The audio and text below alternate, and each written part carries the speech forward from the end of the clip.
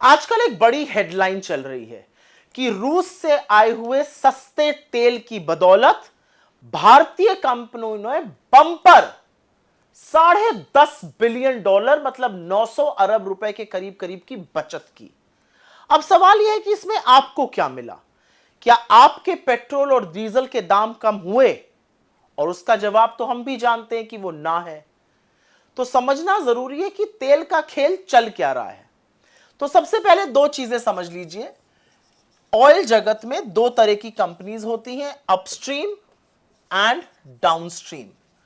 Upstream companies होती हैं जैसे कि ओएनजीसी, ऑयल इंडिया, रिलायंस भी अपस्ट्रीम कंपनी है। रिलायंस डाउनस्ट्रीम में भी है। इसके अलावा आईओसी, एचपीसीएल, बीपीसीएल, ये डाउनस्ट्रीम कंपनीज होती हैं। ये जो कंपनीज हैं, अपस्ट्रीम कंपनीज जो हैं, ये तेल खोजती हैं, ये एक्सप्लोरेशन करती हैं, सी में, लैंड में, हिल्स पे ये तेल खोजने का काम करती हैं। जो तेल कच्चा आता है उसको प्रोसेस करने का, उसको रिफाइन करने का काम ये कंपनीज करती है। ये बाजार में तेल बेचती हैं। ये तेल पेट्रोल बनता है, डीजल बनता है, एटीएफ बनता है, जो एविएशन फ्यूल होता है, ये काम ये कंपनीज करती हैं। अब आगे की बात सुन लीजिए। हिंदुस्तान में आपको पता है कि करीब करीब 85% हमारा जो क्रूड की रिक्वायरमेंट है, जो कच्चे तेल की जरूरत है, वो आयात होती है, वो इंपोर्ट होती है। और यह आंकड़ा नरेंद्र मोदी जी के प्रधानमंत्री बनने के बाद और बढ़ा है, क्योंकि देश में एक्सप्लोरेशन घटा है। 85% कच्चा तेल हमारा बाहर से आता है, खाड़ी के देशों से आता है, इधर उधर से आता है। फिर रशिया और यूक्रेन की वॉर होती है, युद्ध छिड़ा, और युद्ध छिड़ने में पश्चिम के देशों ने रूस का तेल लेने से मना कर दिया। एक बात और भी है कि रूस ने अपने तेल पर भारी डिस्काउंट दिया, तो इंडिया ने रूस से तेल खरीदना शुरू कर दिया। रूस सस्ता तेल इंडिया को बेच रहा था, और इतना तेल आ रहा है रूस से कि रूस जो कभी बड़ा मामूली सा खिलाड़ी होता था, आज मतलब हमारे ट्रेडिंग में, आज हमारे ट्रेडिंग पार्टनर्स की टोली में शामिल हो गया।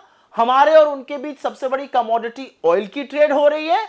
और तो और वित्तीय वर्ष 2023 में और वित्तीय वर्ष 2024, यह आंकड़ा याद रखिएगा, रूस से आया हुआ तेल वित्तीय वर्ष 2023 में 21.5% था सारे आए हुए तेल का, और यह संख्या 2024 में बढ़कर 36% हो गई। जहां तक मेरी याददाश्त है, मुझे लगता है 223 मिलियन टन तेल हमने आयात किया था वित्तीय वर्ष 2024 में। उसमें से 36% अकेले और अकेले रूस से आया था। एक बात और भी है कि रूस जो है, तेल जो हमें दे रहा है, वो बाकी जगहों से आ रहा है, वो 10 से 12% उसका दाम कम है। रूस हमें कम दाम पर तेल बेच रहा है। रूस की देखा देखी और भी देशों ने हमें डिस्काउंट दिया। ईरान ने दिया, सऊदी अरेबिया ने दिया, जहां से हमारे जो ट्रेडिशनल हमारे सप्लायर्स रहे हैं कच्चे तेल के, उन्होंने भी डिस्काउंट दिया। अब आप ये सोचेंगे कि 10 से 12% अगर दाम कम आ रहा है तो इसका फायदा किसको पहुंच रहा है? क्योंकि आपको तो नहीं पहुंच रहा है, आप तो अभी भी पेट्रोल और डीजल के वही दाम दे रहे हैं। तो फायदा पहुंच रहा है 5 कंपनियों को, IOC, HPCL, BPCL, Reliance industries और नियारा एनर्जी। इन लोगों को फायदा पहुंच रहा है। इन्होंने रूस के सस्ते तेल से, केवल अभी मैं खाड़ी के देशों के डिस्काउंट वाले तेल की बात नहीं कर रही हूं, सिर्फ रूस के सस्ते तेल से इन 5 कंपनियों ने $10.5 बिलियन, फिर से पढ़िए इस फिगर को, $10.5 बिलियन मतलब 900 अरब रुपए की बंपर बचत की है। पर आपके बिल क्यों नहीं कम हुए? आपके बिल इसलिए नहीं कम हुए क्योंकि सरकार ने लगातार 13 बार एक्साइज बढ़ाई, और वो वाली बढ़ाई जो राज्यों के साथ साझा नहीं होती है। 3 बार मात्र घटाई। डीरेगुलेशन तो ये कहता है विश्व मार्केट में कच्चा तेल महंगा है तो आप ज्यादा देंगे, सस्ता है तो आप कम देंगे। लेकिन जब सस्ता होता है तो आपको राहत नहीं मिलती है। आपकी जेब पर लगातार डाका क्यों डाला जा रहा है? तेल के नाम पर मुनाफाखोरी कुछ कंपनियों को करने दी जा रही है, लोगों को राहत क्यों नहीं पहुंच रही है? सरकार क्यों मिडिल क्लास को, पेट्रोल डीजल यूज करने वालों को दुधारू गाय समझकर उनका शोषण करती है?